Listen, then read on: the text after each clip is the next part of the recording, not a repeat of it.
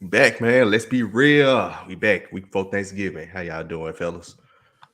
I guess I would say thankful at this point right now, right? Pre-Thanksgiving and all that, man. It's a lot going on, a lot of sports going on. Then Dwight Howard just dropped some monster numbers, by the way, in Taiwan. Mine went 2 for 10 for threes, but it's all good. I'm, I'm just thankful, for y'all, but I'm thankful for Sheedy wearing a Cowboys hat and a Panthers shirt. Like it's amazing. That's cute. Mm-hmm. So it's good, baby.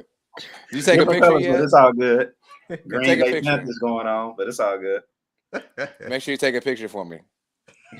Get my good side. Yeah, folks funny. All right, man. Well, like I was talking about with being thankful. One thing I'm thankful for is Twitter, right? And we might not have it anymore. So before we get to our topics, we had to talk about Twitter. Elon Musk, apparently, I know someone personally who actually worked for Twitter. He got laid off with a bunch of other employees earlier this month. And then last week, apparently, they had a bunch of employees just quit. Probably a week after Elon Musk had just added the whole $8 a month thing with Twitter Blue to get verified and yada, yada, yada, yada. So apparently, Thursday night, during the middle of Titans-Packers game, rumors that Twitter might be dead because the employees that are left, they are probably just hanging around till after the holidays. So Twitter, we might be in the last days of Twitter, we might not. Elon Musk might be trolling with all his tweets. But what do y'all think? What do y'all think about this whole ordeal with Twitter? And if it was the end, what will y'all miss the most about the platform? Let's start with two. I'm gonna miss Black Twitter. I mean, it's the only time that really Black people can come for a good goal and just be happy with one another. You know what I'm saying? Like it felt like our platform. But really, since being the OG Twitter for like 10 years, like that's my favorite social media platform.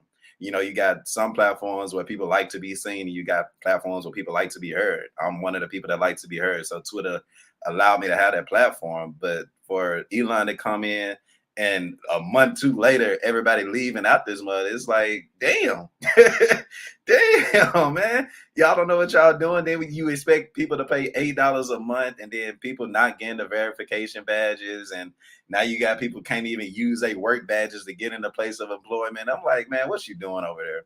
But if it's anything for me, a billionaire is not a billionaire without taking risks. So I'm gonna just leave it at that and hope Elon knows what he doing, I guess.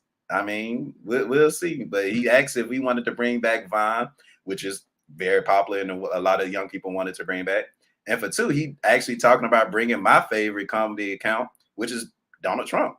So hopefully Trump can get his Twitter back and we can be all good and all happy and everything. So that's my hope, man. I hope Twitter don't go anywhere. But if it is, my condolences, Twitter. You've been amazing for the last 15 whatever years. Yeah, Twitter is like the one place where you like I feel like the First Amendment is there. Like there's no muzzle on Twitter. People say whatever they want to say on Twitter. Sometimes they get deleted, sometimes not. It's not like your Facebook or Instagram where you kind of feel sometimes a little bit more guarded.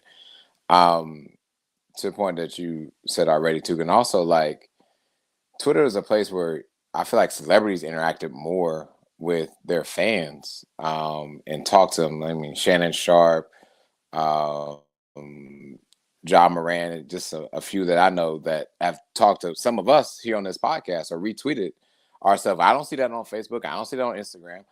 And so I think that is one thing as well. And I'm gonna miss Twitter. Twitter will keep you in line with things that are going on, and it'll give you the worst news to the best news. Like Twitter was always a place where I could go and get in my information and be like, all right, let me fact check this real quick what I just heard on Twitter. It's like what do you want to call it?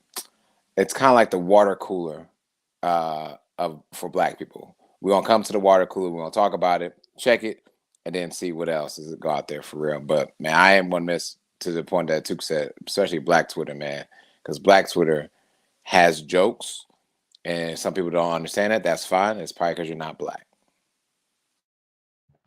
Facts.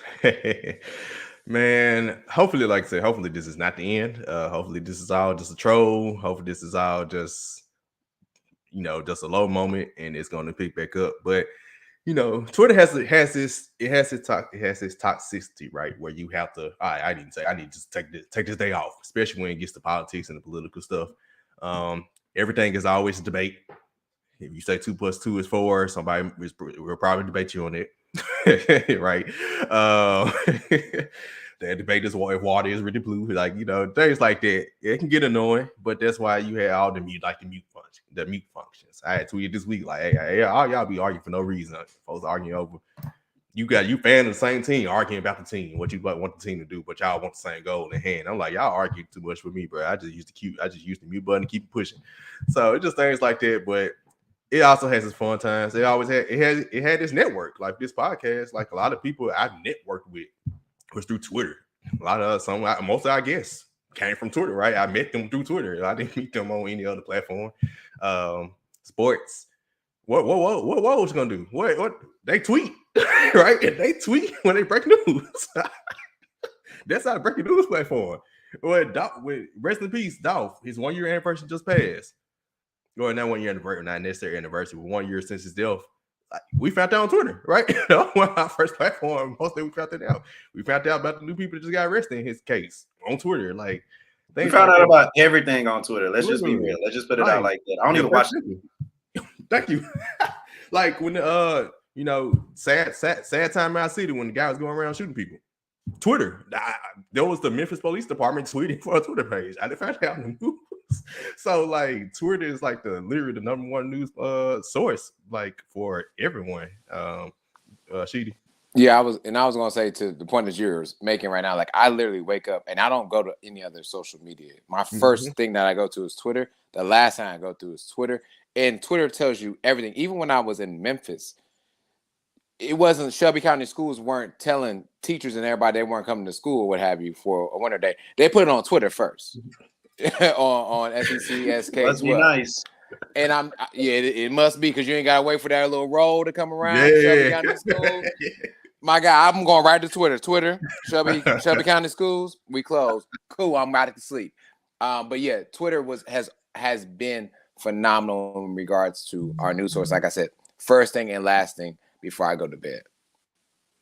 Yeah, it's kind of crazy, but it's like probably just going to have to go back to the old days, like you said. When kids gonna have to, when we was growing up, we had to get up 5 o'clock and look at the bottom line. The kids these days got spoiled. Maybe that's what they gonna have to do.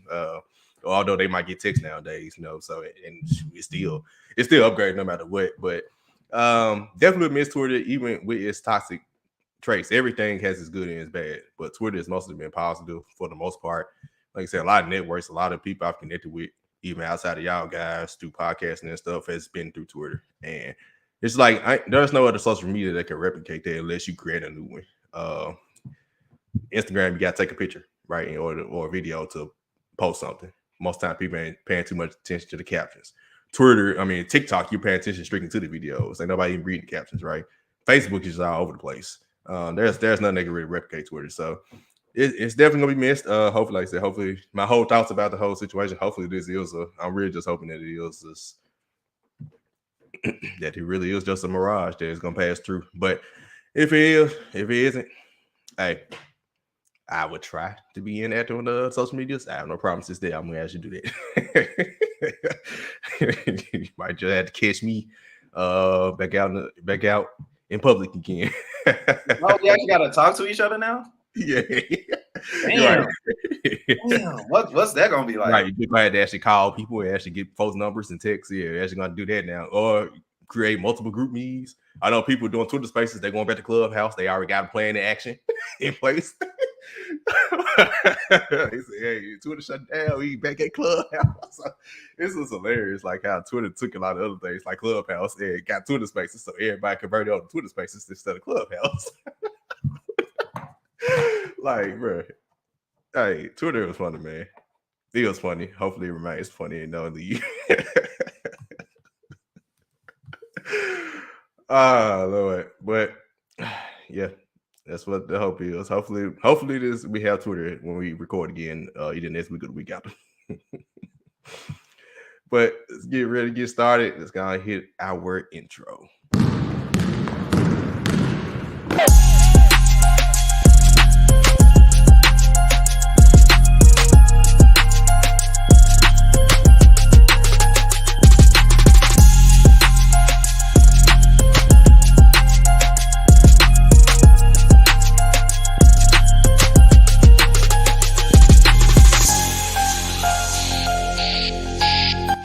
Let's be real. Yep, and as always, y'all know y'all can follow us on Twitter for now, LBR_media, on Instagram and Facebook at LBR, and TikTok at LBR_media, and follow the different socials we have. Listen to us on the platform. We're on 11 different listening platforms, and also like we are now on YouTube. And like I said about the other platforms, TikTok, we are even posting videos of what we do on our Starter 5 podcast, which check us out over there at Grizzly Bear Blues Podcast Network for your Grizzlies contents that we drop every Monday or Tuesday, depending on the Grizzlies schedule. But speaking of Grizzlies, NBA Power Rankings. I'm expecting to see Grizzlies on y'all top 5 potentially. We'll see. We're gonna do top 5 power rankings. It's been about a month. Literally, I think the season did start October 19th or 18th. Literally, probably exact 1 month from the day the season started. So 1 month power rankings. What y'all fellas got from the 3 The Hard Way podcast? As a matter of fact, check out the podcast as well. I know y'all got some stuff coming up this week with NFL, NBA comparisons. Ready to check that out. Check them out on Monday this week with both of y'all and Savage. But what y'all got for the top 5 NBA power rankings? Yeah, she. I got you. So speaking of Twitter, right? I saw a tweet that talked about how Eastern Conference teams are boring, right? But some of the best teams are actually in the Eastern Conference. So it might be boring, but at the end of the day, wins and losses are the most important stat. And before I continue and go further, I think there's maybe between those top teams, everyone's pretty much jumbled, so it's kind of to play with this a little bit more. And I will also say this too, and Shark, after last night, information has changed. However, I'll start with my number one. Number one is the Celtics. Jason Tatum is playing out of his mind. Jaylen Brown is being a great support system for him. And the thing about the Celtics is you don't know who's going to score an extra 15 to 20 points a night for them. You really don't. And they're winning at home and the road. And that's what's scary. And this is without Ime right now. But this team looks really, really good. And so to me, they are the number one seed actually in the whole NBA, and they are number one in my power rankings. Number two, and right behind them is the Bucks, who, Giannis just got done pushing down the ladder and losing the ladder match last night. However, I think this is the second best team in the NBA. They're still without Chris Middleton and Joe Ingles, I believe, as well. And they just got done losing to the 76ers, who also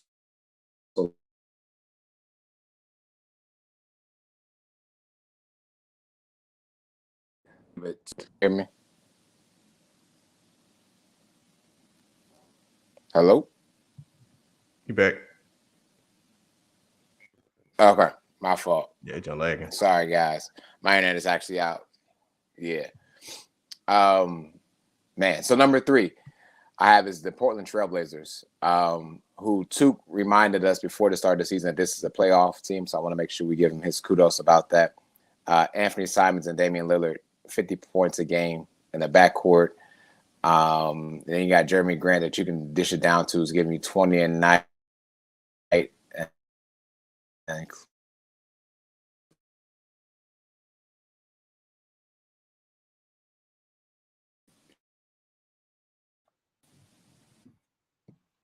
Yeah. Everybody can't keep lagging. That John out. Give it a couple more seconds. Yeah, he froze. Well, for those who are listening in, I would edit it out a little bit some. But of course, his first top three were the Celtics at 1, Bucks at 2, and the Blazers at 3. So I guess 2, you can go and start with yours until we can get them back on. We can go and go Okay. Yeah. So mine is I'm actually going number one Celtics as well. They got the best record in the league, and Jason Tatum. We saw the superstar rising in the NBA Finals, and he's coming this season, averaging career high 30 points a game. 7 rebounds and 4.5 assists and a block a game, which is, he's paying more attention to the defense as well. And I think the defensive imprint that Ime Udoka left for them last year, they haven't lost a step, honestly.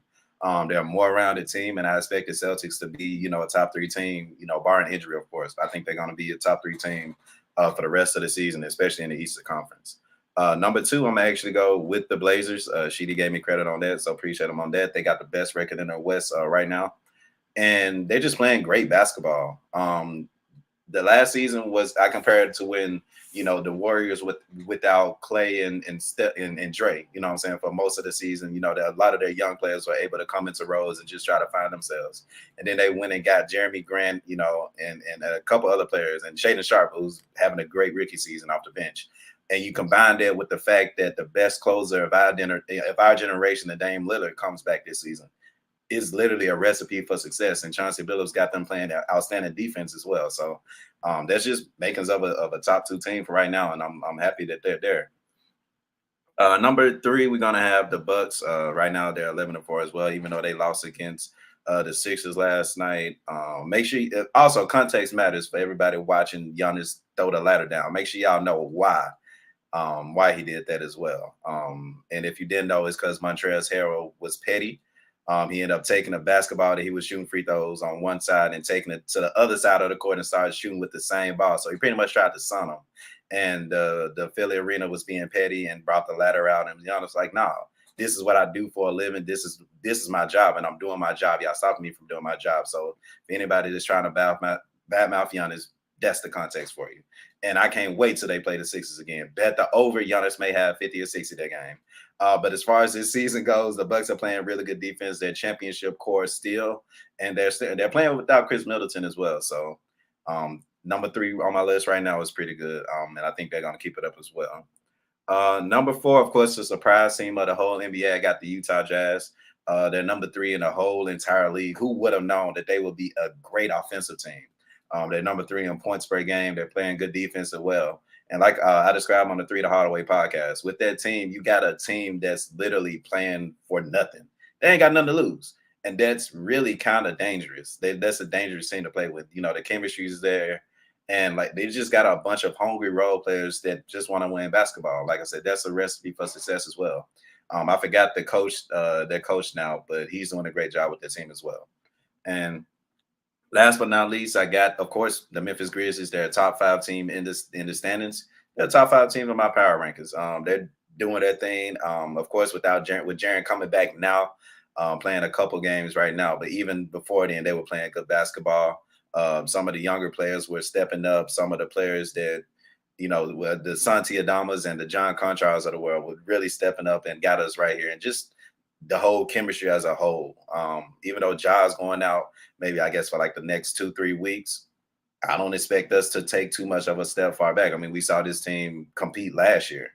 So Tyus Jones, we got him back literally for this reason right here. I don't expect us to take too much of a step back.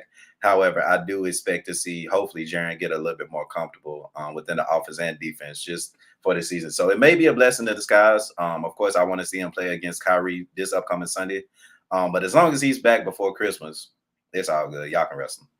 So that's my 5. Again, it's the Celtics, Blazers, Bucks, Jazz, and the Grizzlies. Cool, man. Probably similar, man. Guess who we just got it coming from? Ryan. Oh, my boy. What up, Ryan? Boy, glad to see you up, man. Way up, man. Man, still praying for you, my guy. you know we here, bro. We got right, you, man. We got you. Hey, thanks for tuning in for sure again. My top 5, pretty much similar to yours. I'm pretty sure Sheedy is about to go. Well, maybe he might put out another mannequin. If y'all didn't see podcast last week, tell him what he probably would have gone on the last 2. Hopefully he gets back in soon. I know he's having internet problems. But My top five similar. Number one, think about it. It was the Bucks. The Bucks were number one. Two out. Yeah, right. I said thank you, man. Always, bro. The Bucks were number one. I mean, they were undefeated, right? Until the last week. 2 weeks. That's literally the only thing that stopped me. Like them going, 2-4 in their last 6 kind of got me. Yeah, they lost 4 of their last 6. And it's like, they just randomly lost 4 of their last 6. Then think about it, they were like 9-0, and they still know how got Chris Middleton back. Drew Holiday's been out lately. Javon Carter has been balling. He's been starting. So kind of like it's like, but the Celtics won 9 in a row. So it's kind of, you can't deny it. So the Celtics got to be number one. They're rolling like, you lose your coach and you ain't lost a step. You made it. Also, Robert Williams has been out. He's out until I think mid-December. Still rolling. These pickups, Malcolm Brogdon, just the rotations there. They're still spot on. Defense is still there. Jason Tatum has taken another leap. A lot of people got on him about his actual finals performance, and he's come out this season saying, "Hey, he looking like he on a mission to redeem, what happened in the actual finals." So, hey, Celtics definitely number one. He's getting really, you can't really take it from him at this point. Number two, I would go with the Bucks. Although they have lost 4 of their last 6, I'm still gonna go with the fact that they were number one for the longest. I'm still gonna give them that leeway to keep them at number 2. Giannis is being Giannis. Brook Lopez is having low-key a career year. Bobby Portis is definitely, rebounding wise, he's definitely pretty much having a career year. I have to double check his stats to see match it up to his old years, but I think he's having a really good career type year as well. Despite the injuries, Chris Middleton being out the whole season, Drew Holiday missing quite a bit of time, Javon Carter coming in, former Grizzly. We couldn't keep him here at the time with our transition, but hey, glad to see him still up and running. I know his mom's, she really still connects well with the city of Memphis. She was connecting with everyone on Twitter before his trade. So, another like, man. But yeah, shout out to the Bucks. I give them number 2. Number 3, I'll give the Blazers number 3. So I guess I'm along with Sheedy and Tuke. Like I said, we splitting hairs. The Blazers still kind of really. I'm not going to say it's a shock that they're as high as they are, but it's still the beginning of the season. But they looking really good. Chauncey Billups, low key coach of the year candidate, starting out right now because their defense, you would just think they pretty much, I ain't gonna say they got the same roster, but you still got like the same core pieces, like with Dame and I would say Valanciunas. What's my guy name? Nurkic. Yep, down there, and who was part of some bad defenses, and for them to and Anthony Simons is known to be like a good defender as well. Jeremy Grant has been known as a 3-and-D player, so he's definitely helped out on offense too. Threes wise, I think the last couple games he had at least about 4 threes for like 3 games in a row before the Nets game. And even that game, they went down to the wire. I think Royce O'Neal had a triple-double and had the tip-in basket to beat them in the end of that one. So, give me Portland. They are number 1 in the West right now. They've been consistent. And give me the Jazz at number 4. The Jazz just came off. They lost 3 in a row, but then they beat Phoenix, who Phoenix probably would have been in my top 5. So that game kind of chose who I was going to choose in my top 5. Jazz breaking 3-game losing streak. You kind of could think like, okay, they're about to return to the team that everybody thought they would be. And no, they flipped it, beat the Suns 134 to 133. It's kind of hard to believe, but at this point, I don't think it's a mirage anymore with the Jazz. I think they're probably going to be probably not at the top of the conference. They probably would be in the running, like in the playoff race. More than likely, I think, unless they, of course, make some trades and just go ahead and get everybody out. So, give me the Jazz number 4, Lauri Markkanen, and see Sheedy may not be back on. Hey, hospital, man, yeah, but we can't get him on for the fun times with the Lauri Markkanen. I would say mannequin, Lauri from Markkanen. But check out Through the Hardaway, y'all. Y'all got some stuff on there, man. It'd be hilarious. But wow. Yeah, that's hard. And the reason I chose the Jazz at 4 and I got the Grizzlies at 5, who I got up next. The Jazz did beat the Grizzlies twice, so I can't physically put the Grizzlies over the Jazz. Injuries galore. The Grizzlies are still finding ways. Jaren Jackson just came back, but then Desmond Bane goes out. Then Jaren Jackson's second game back, Jock goes out, and we'll probably be 2. I sprained my ankle a time 2 or 3 or 4, like I said on Twitter. So he's gonna be out 2 weeks, more than likely. And like I said, we're about to see the Jaron and Dillon show, but let's see how they do. Last year, 20-5. We got arguments. Jaron Dillon show. You already know what's about to happen. It's about to go down. But they all figure out. They find a way. Last year, they won 20-5 without Ja, and this year they're like 0-2 or down the move so far or whatever. Got arguments within the fan base, DeAndre Melton, Kyle Youngster, I guess will make a difference right now, right? We'll see. We're about to see over these next 2 weeks if Jaron and Dillon can keep us afloat. Maybe keeping Dillon to start the season, whether they trade him or not, keeping him right now was probably what's the right move is looking like because hey, when things like happens with Ja, Dis, and Bain and Zaire all out now, you need Dillon now to jack those shots. Unfortunately, and fortunately, because you need somebody to take shots. Going to average 30 field goals a game. Yeah, damn. Yes, sir. Him and Jaron, boy, they about to get them up. But it might, like you said earlier, it might be a blessing in disguise because guess what? We're gonna need them to hit some big shots at any given point in time when Jai and Desmond get to double teams. And if they're ready, they about to get their practice in now to be ready for those moments. How long is Desmond out? Same thing. He would be reevaluating 2 to 3 weeks. Toe sprain. So they damn near come back at the same time now. Okay. Pretty much. Mm-hmm. And Zaire, I think Zaire, when they marked his injury, was about a month. So I think all 3 of them literally will probably be coming back in the same exact time frame. So we'll see, but that is top 5 NBA. And most of it, I'm pretty sure Sheedy may have been leaning more to what me and Took did, but I mean, some other teams left out, honorable mentions. Cleveland was really pretty much be on a nice high road. Also Atlanta, they could have made stakes in the top 5. Also the Phoenix Suns, I think up from the West. I can't really think of the other West team. The Pelicans kind of been a little too inconsistent. Man, look. I'm gonna tell you now. It's either between one of these teams gonna make the playoffs. It's either between the Jazz and the freaking Sacramento Kings. Sacramento Kings are scoring. They are putting points on the board. Mm-hmm. Whatever juice Mike Brown got them drinking, them to be the 7th seed in the West right now. Dog, we got to get them some kind of problem. And remember, they started the season 0-4, I think, or 0-5. If I'm mistaken. Yeah, 0-4. They started the season 0-4, and now they're 8-6. So they won 8 of their last 10 games. So the Kings could have been a stake of claim, and definitely we went to the top 10. They probably would definitely be in the top 10. Actually, I hate earlier this week. I had wrote the article of GBB for the bets, and I had it was Kings and Nets, and I saw 2 bets with De'Aaron Fox and Sabonis to get over 6 assists because I saw the last couple games, they both average 6 assists. Actually, Domantas Sabonis averaged more than De'Aaron Fox in assists. So but both of them get there. I'll be there. Both of them got like 10 apiece in that game. And I didn't even make the bet. I was mad. I forgot. That's that coaching, man. We got a coach that coached with Bron and Kyrie. You know what I'm saying? You're gonna get that ball moving. And Sabonis is just a talent as well. Like you got a good talented team, honestly. That's finally putting it together. Mm-hmm. So he definitely looking well. She says they're trying it out here, but yeah, when he if he gets to make it back, we'll circle back to the NBA power rankings. But first up, let's go ahead and take a break for a word from our sponsor.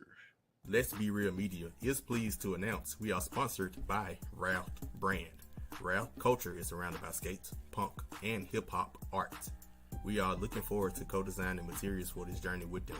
Please visit ralphbrand.com for purchasing merch now and for future collaborations with Let's Be Real Media.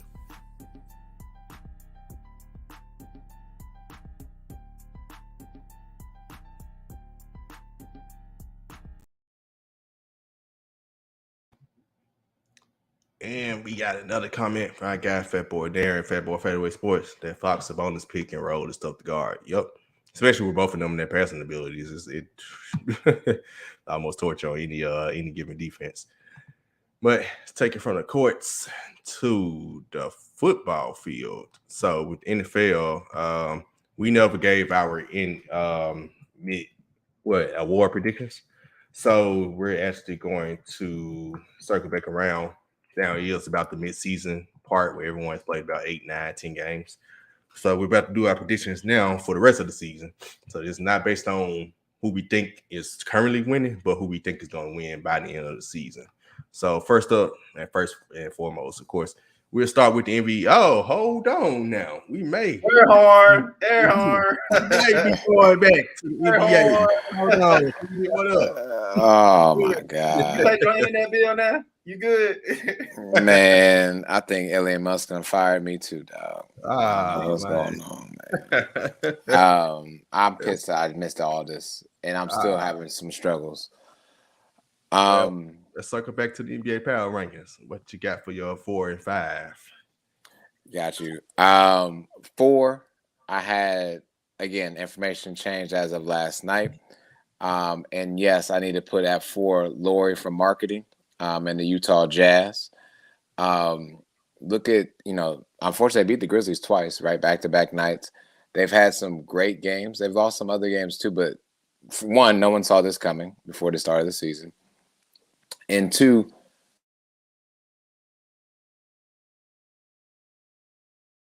Oh man, you're doing so well. Right. Oh boy, they'll tell you about internet. I don't think it's There going to you work, go. fellas. I tried. Number 5, I had is the Cavs. I'll say that. Okay, there we go. Okay. So we did have a little switch up. There we go. Nice. Got you. Yeah, sure got Memphis.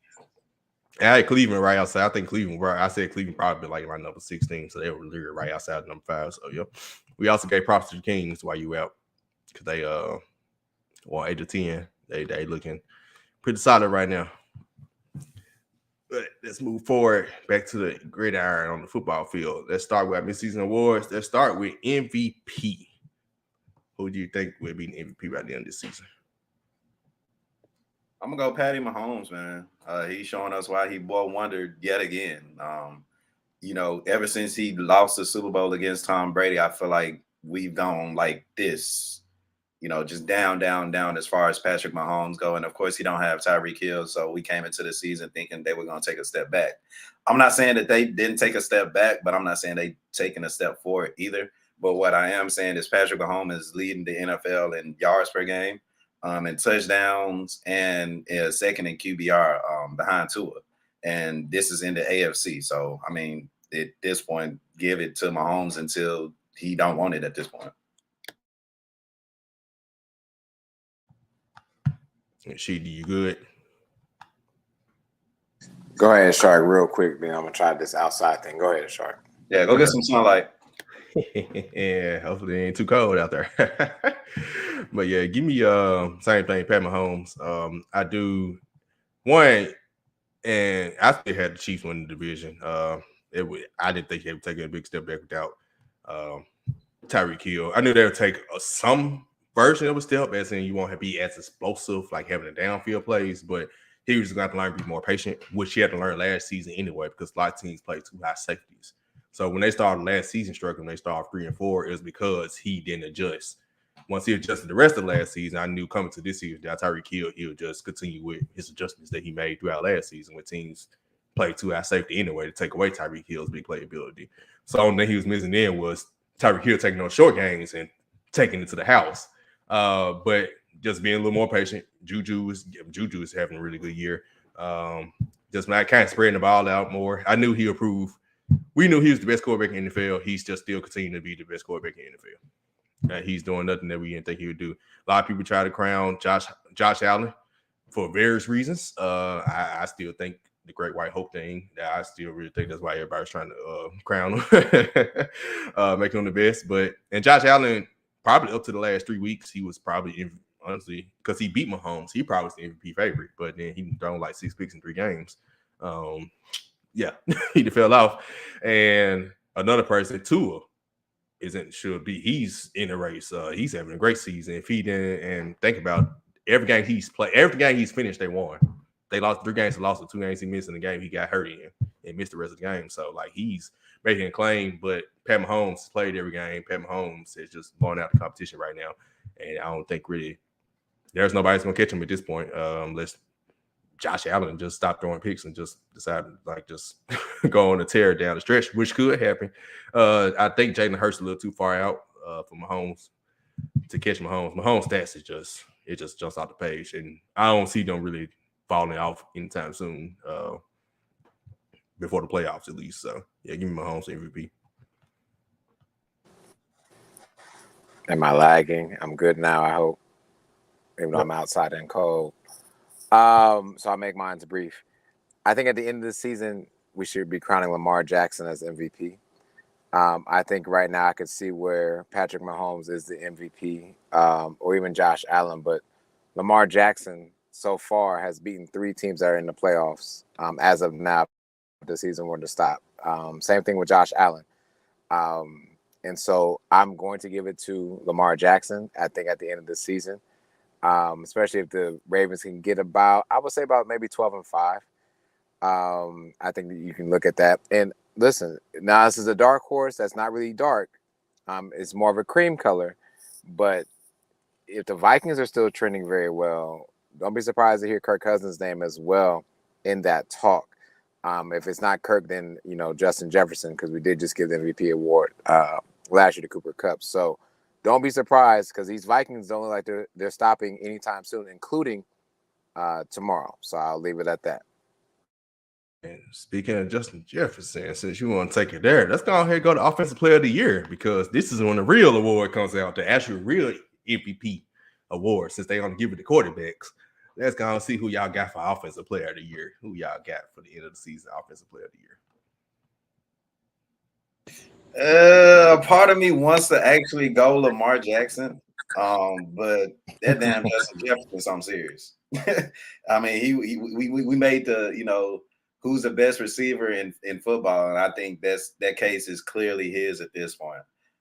So I'm as much as I want to say Lamar, I'm gonna go Justin Jefferson, because the Vikings, they doing the damn thing right now, and he's a huge part of why they're doing that thing. So give me Justin Jefferson.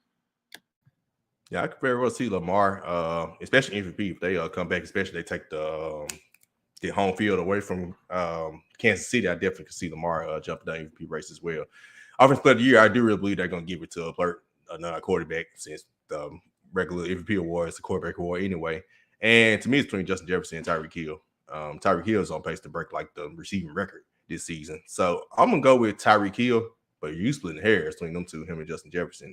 But Tyreek Hill is outpacing him in yards right now. He has 1,100, almost 1,150 yards right now to Justin Jefferson's 1,060. So he outpacing him by 100 yards. Now I don't see if they play the extra game. Tyreek got him by a game too, though. Yeah, I was just about to say that. I don't see if he play extra game in them. So it's gonna come down to those two. We can always say that's one guarantee we can make. And both of them got the same amount of touchdowns. So give me Tyreek Hill, but shoot, that's yeah. Y'all don't give me Tyreek Hill, but that's a tie. Yeah, it's definitely gonna be a receiver this year. And I agree that Justin Jefferson or Tyreek Hill. I'm gonna say Tyreek Hill right now. Tyreek Hill's stats are better to me than Justin Jefferson, because Justin Jefferson has had a more consistent quarterback, where Tua has been kind of in and out. We already know about that. We talked about that before on this show. Tyreek Hill also has the most first downs by any player in the NFL at this point. And I know, like we said, Justin Jefferson has one game less. I hear that. But right now, I think at the end of the season, I think we'll be talking about Tyreek Hill is crowned Offensive Player of the Year.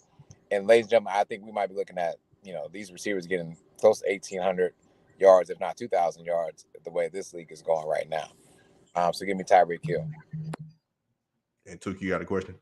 Yeah, just curious to know y'all thoughts. The Eagles are the best, quote unquote, best team in the league, but yet we didn't bring up Jalen Hurts. Just wanted to get y'all comments on whether y'all think he can make an MVP or Offensive Player of the Year run. So I brought him up in MVP. I just think his stat wise, he was already kind of behind anyway, because even I was trying to compare to Lamar Jackson's MVP year, and Lamar Jackson numbers like outdo Jalen Hurts numbers up to this point as well. So it's kind of like he's having a really solid season. He definitely should be in the running, but overall, as long as the Chiefs or like the Ravens, those teams are, record wise near the Eagles, it's gonna be hard for him to overcome them unless he just starts like producing like some astronomical stats. His stats are solid. He's not turning the ball over, but it's more on the level of QB managing type of stats. It feels like right now. Yeah, I'm gonna walk up with that as well. It's not that Jalen Hurts is not this great player, or what we're gonna call him, Savage, a superstar. I'm saying that if the Ravens are winning, if the Bills are winning, if the Chiefs are winning, hell, even if you can throw the Buccaneers back in here for no god awful reason, unfortunately, the vote is not going to go towards Jalen Hurts' way, and that's unfortunate. But he's not.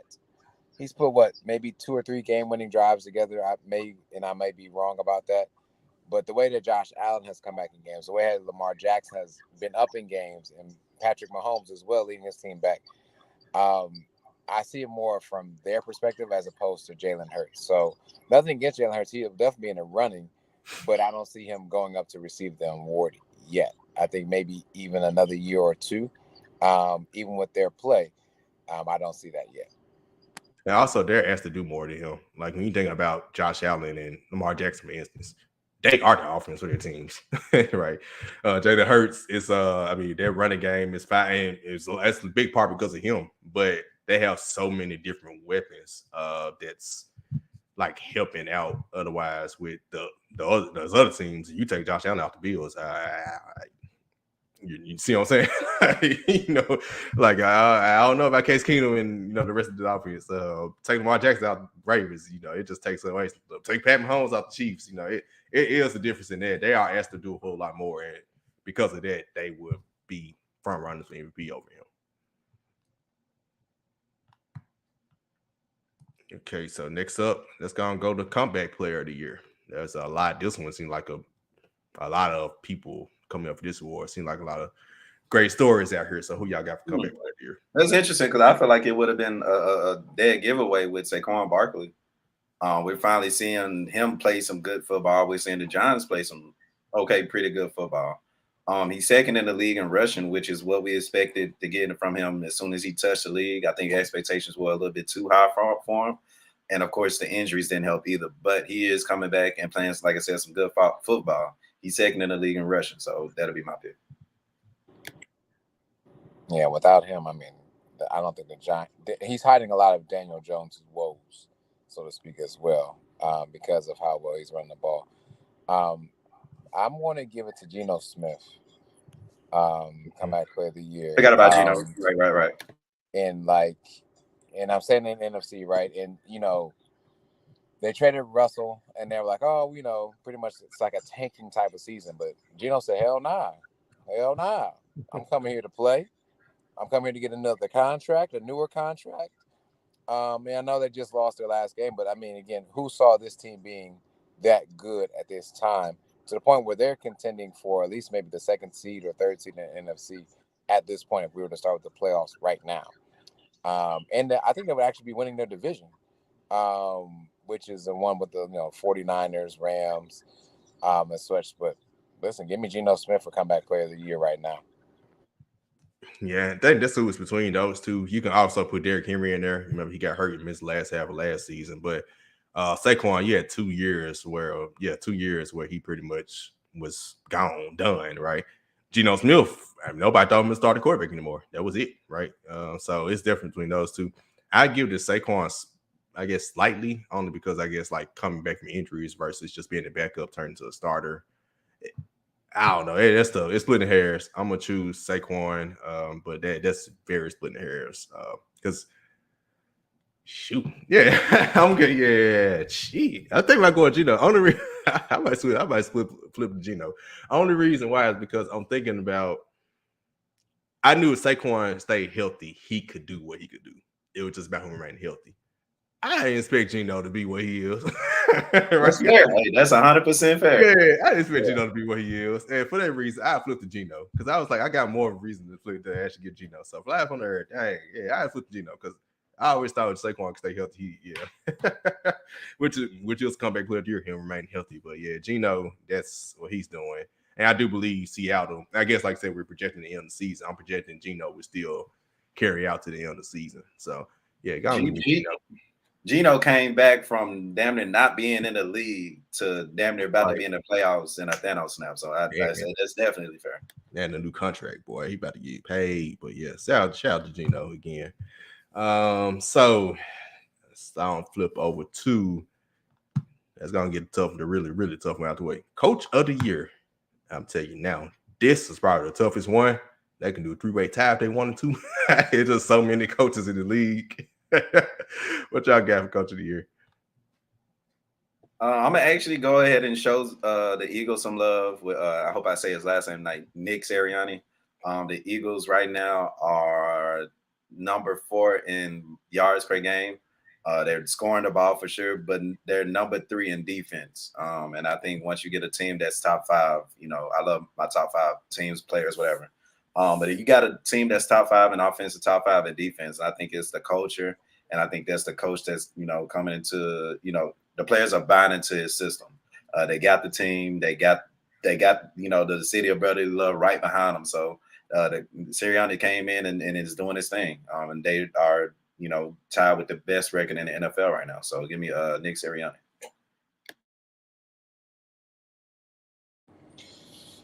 Yeah, that was a good one. Tuka, I thought you were going to go to Minnesota. I wanted to, but nah, not yet. This award, man, I believe needs to go to at the end of the season, because I think this team is still going to be really good, and I think they're going to be maybe in the playoffs or scratching and beating down the door to be in the playoffs. Is the coach of the New York Jets, Robert Saleh. The Jets were less than mediocre last season, and now they're not. They're a team to be reckoned with. Actually, they just beat the Bills. I don't care what happened to Josh Allen during the game, what have you. And it's a wins and loss category. They won the game. The Bills lost the game, and that is what it is. And so give me big shot Bob for the Jets. Don't you disrespect Robert Horry like that.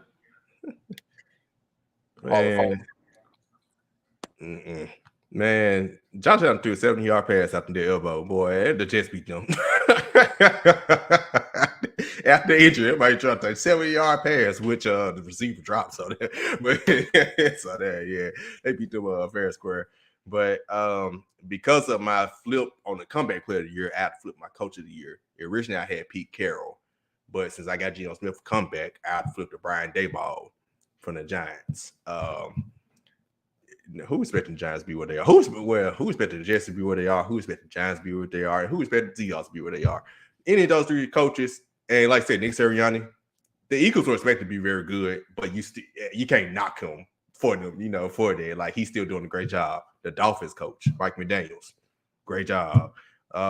Minnesota, like some people like to pick them to win the division. You want the only one to pick them to win the division, but they still had to go out and do it. They haven't done it in a couple of years, right? So that's why I'm like, it's so tough. Mike Vrabel with the Titans, we still got 1,000 players hurt out here, and we traded AJ Brown and winning games luckily, and still out here at 7-3. It's so many coaches, but I'm gonna go Brian Daboll. The Giants. I probably say I expect the Seahawks to be the worst team out of everybody. That's why I went. That's why I was initially thinking Pete Carroll, because we was thinking number 1 draft pick for them. I was thinking the Giants would be like an average, maybe below average team, maybe 6, 7, 5, 6, 7 win range. I was thinking Seahawks would win 2 games. But give me Brian Daboll, because he just changed the culture there. That culture, I didn't expect no culture shift from them, and he's definitely changed the culture of things going on there. And this is all without receivers. So I'm really hoping Odell does return to New York when he makes a decision.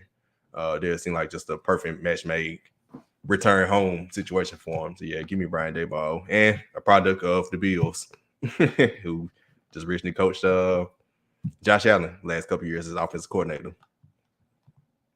And next forward, so we'll start going to, let's go and finish out offense before we get to defense. So let's go with offensive rookie of the year.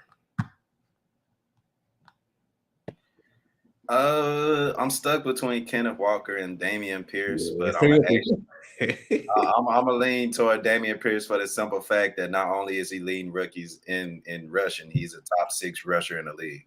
That's literally, I know Kenneth Walker kind of came a little later, but Dameon Pierce, Texas ain't got no kind of weapons at all, and they still okay. But like I said, he's still top 5, top 6 in rushing as a rookie. Is pretty damn impressive. So if I had to pick one, I'm gonna go Dameon Pierce over the Texans. And what made it hard for me not to choose him is the Texans are god awful. And I believe a lot of that is like, okay, they're losing the game, they're giving the ball off for some reason because they can't pass. Because who the hell is their receivers? Well, Cooks, they need to get rid of him anyway. And speaking of receivers, I think that offensive rookie of the year needs to go to Chris Olave for the Saints, and that is with, hear me out, with fucking Andy Dalton still throwing him the ball for some god awful reason. Once Jameis gets reinserted back in and starts throwing the ball with 1 eye, 2 eyes, 5 eyes, Chris Olave's numbers are going to go up. And Michael Thomas is hurt, right? Alvin Kamara is hurt. And so they're going to lean a lot more on Chris Olave anyway. His numbers are going to go through the roof. And so I believe Chris Olave does win Offensive Rookie of the Year. Go Bucks. That was a really good one. Go Bucks. He ain't do it that way. Oh, that's funny, man. That's funny. Oh man, but I'm leaning what two did with Dameon Pierce. I'm actually going to make a comparison. Of course, it's a little different, basketball, football, and also Ben Simmons had similar to Griffin. He didn't play his actual rookie year, so he was rookie in his second year. But the year of Ben Simmons, Donovan Mitchell, right? I feel like Ben Simmons got off to a better start, and Donovan Mitchell started to come on around December. So Ben Simmons initially pretty much won the award because from start to finish, he was better because Donovan Mitchell kind of got a later start. Similar, Dameon Pierce, Kenneth Walker, from the start of the season, Dameon Pierce has been, boom, lightning. Kenneth Walker got started later, but now he's on the road, but he got started later. So I think you're going to reward the player who was probably more consistent from the very beginning to the end, similar to Ben Simmons and Donovan Mitchell, which is the reason I think Ben Simmons got the award over Donovan Mitchell. And that's the reason I think Dameon Pierce would get it over Kenneth Walker. Now, Chris Olave was a very good one. And like you said, I haven't heard anything about them starting Jameis Winston. So until that happens, he might be stuck like Chuck over there. But yeah, that's my reasoning behind giving Dameon Pierce the Offensive Rookie of the Year. So let's shift it to the defensive side of things. Defensive Player of the Year. Give me Sheedy's guy, Michael Parsons. He can say it more than me, of course, because he watched the Cowboys.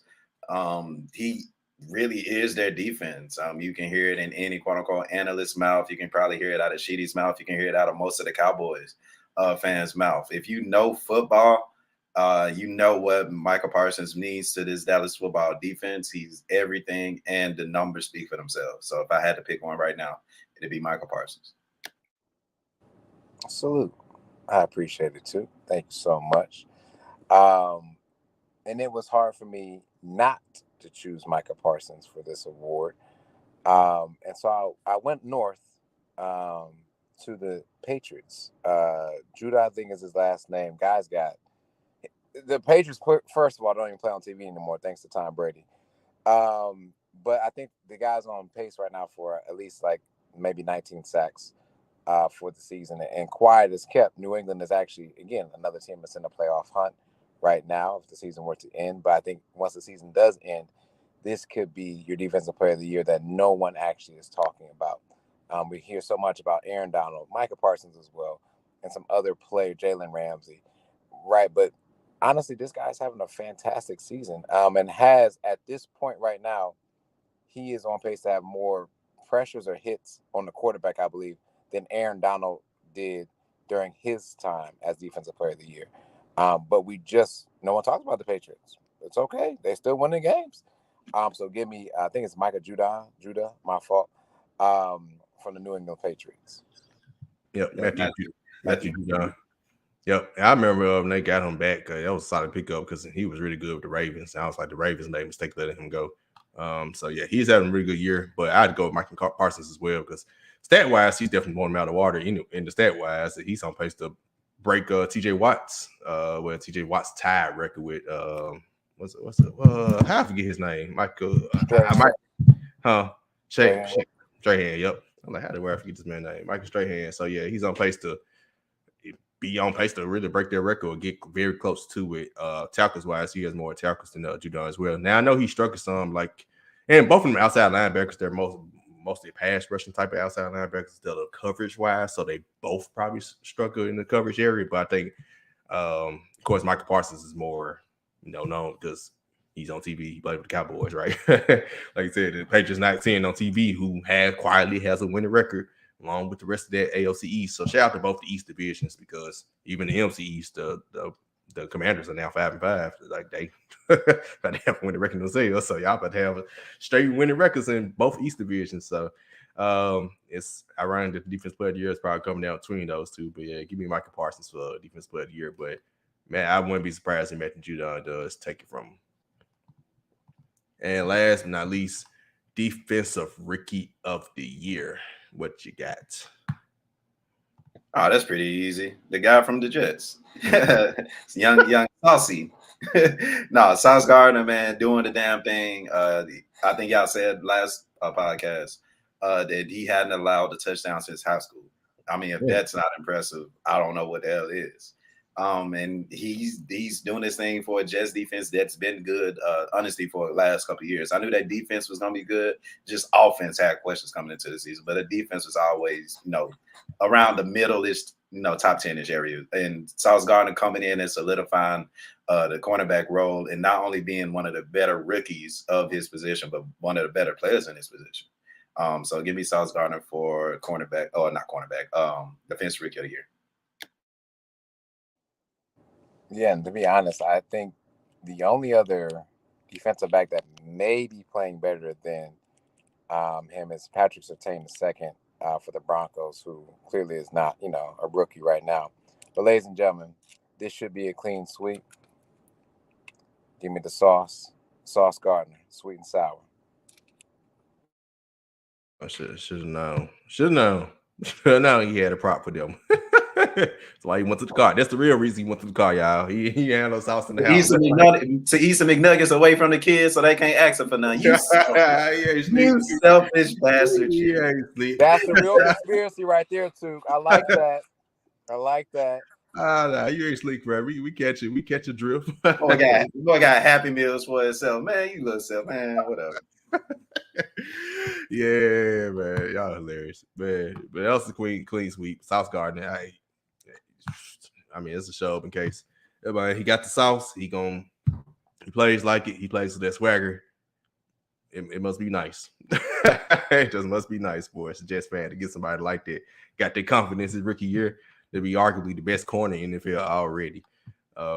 Really, there's no other rookie. It's odd that you don't really have no rookie. Like, most time rookie of the year be like Chase Young, like be like a defensive lineman.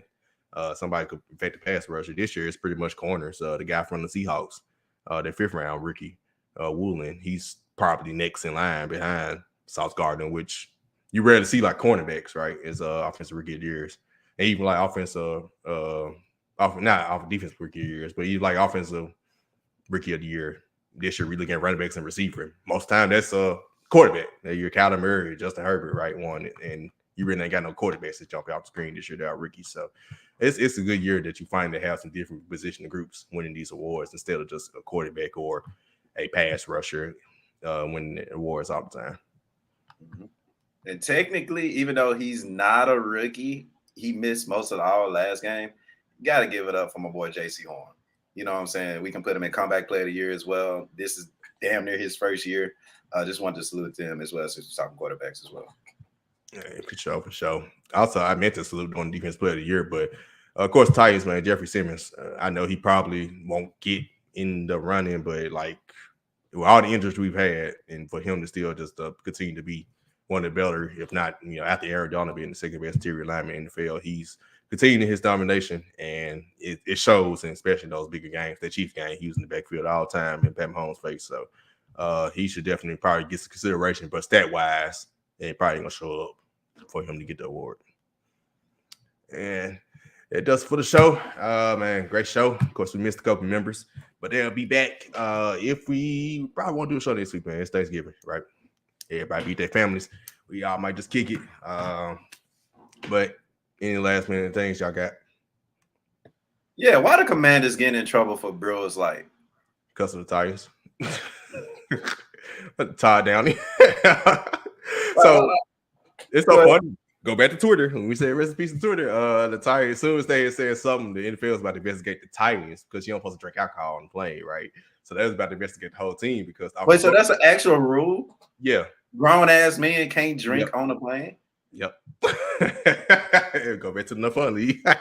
What you got your name? Yeah, that doesn't make sense. Like, do you need a designated flyer? Right? I thought they had that with the pilot. Like, why can't? Yeah. They're supposed to have it. So they might investigate the whole team because he got arrested when we got back to Nashville on the DUI. He didn't get arrested in Green Bay or in Wisconsin. So they might investigate us. And I saw Titans fans in tweet like, hey, what about this video of Taylor Heineke? Just hilarious. I was like, oh yeah, the folks said, and it's a beer. Like, how do you get in trouble for holding a beer? I don't know. That's why you shouldn't post. That's why you shouldn't post videos. Just do it. not do the thing, but yeah. That's crazy. Like, these folks can't even drink. Like, they say the Commanders did not even supply the alcohol, so apparently they brought it on the plane. Yeah, I don't think that's the thing. The teams don't supply the alcohol. Is you do it on yourself. You do it on your own terms. So I would think that's the rule. You just don't supposed to supply it, but they sneak it. Ain't nothing you can do it. Is Taylor Heineke not 21? His last name is Heineke. His last name is a beer. Right. Why didn't he have a Heineke? Exactly. He a golden opportunity miss. Why is he not sponsored by them? The golden opportunity miss. like, especially now, they better go hop on top of this now. Like, hey. Golden opportunity, man. A no fun league. 0 for 10. Goodness gracious. Oh man, that's what it is. But yeah, of course, y'all follow us on Twitter for now. For now. But yeah, if Twitter does go away, you can go ahead and follow us on Facebook, IG, and TikTok. As we would try to attempt to be on there more since our Twitter be gone. Oh, and thinking about Twitter, we don't even tweet from that account. We tweet from our own personal account. So you can follow me at the one DAOND_P_Shark. Hey man, I may end up making an OnlyFans page, but regardless, it's gonna be at Tab Shakira regardless. No, sir. Might as well since Twitter finna leave. He should have been clocking out already. Yeah, I was about to say that. Just clocked that moment. Yeah, he should have clocked out. No overtime, no nothing. But it's really shitty, and I don't have an OnlyFans fans whatever page. That's only for years. We are only friends. Of course, man. This does on any podcast platform on 11 different platforms. If you like audio, if you like video, this does on YouTube. And of course, I'll be posting clips to TikTok and Instagram and Twitter as long as it's here. And we'll be 24 accounts as long as it's there as well. Also, follow our other members at Scalito_Scalito and Trevor at Art of Trevor, the Art of Trevor, and Savage at M Savage 901. And check out 3D Hardaway. Follow 3D Hardaway at I think it's 3D Hardaway on y'all might know more the actual time, but you type in 3D Hardaway, you'll find the Twitter account and TikTok. Y'all definitely funny on TikTok, man. Shout out to Savage. But till next time, peace.